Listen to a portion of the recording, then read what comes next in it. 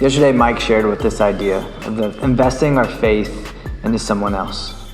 And when I think about that image and I think about that idea, I think about my youth pastors, Dave Dameron and Chris Cox. That they showed me relationally what it looked like to care and to come alongside an individual and invest in them.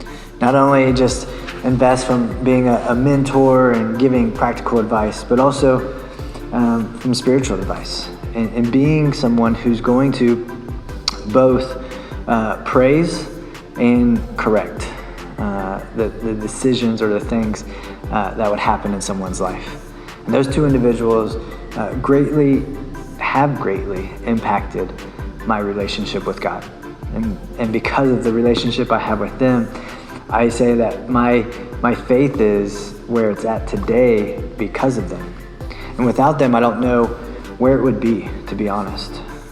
And so when I think of that idea of investment, I'm drawn to Jesus and his disciples. And I'm drawn to see how he invested in those 12 individuals, those 12 men from different backgrounds, different experiences, different understanding, but he invested in them. And we see this interaction with him and especially Peter. In Matthew 16, Jesus asked them, "Who do people say that I am?" And so this is where we see Peter step up and kind of answer this question boldly.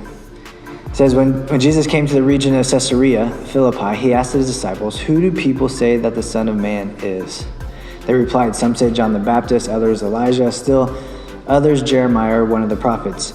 But you," he asked them, "who do you say that I am?" And Simon Peter, without hesitation, says, "You are the Messiah, the Son of the living God." And Jesus here, he praises Peter for his response. He says, "Blessed are you, Simon, son of Jonah, because flesh and blood did not reveal this to you, but my Father in heaven. And I also say to you that you are Peter. And on this rock I will build my church, and the gates of Hades will not overcome it. I will give you the keys of the kingdom of heaven, and whatever you bind on earth will have been bound in heaven, and whatever you loose on earth will be loosed in heaven." And so we see this kind of interaction between Jesus and his disciples, but especially Peter, of him continuing to invest in this relationship, invest their faith spiritually. And Jesus finally sees for himself who the disciples see him as the Messiah, as Peter has proclaimed. And so Peter is praised here in this moment.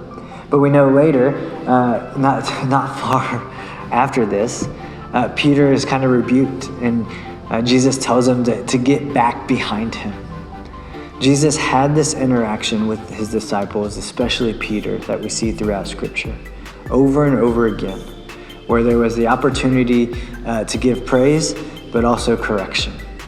And for me, when I think about this idea of investing my faith and investing people who have invested their faith into me, it's people who are willing to do both praise and give correction.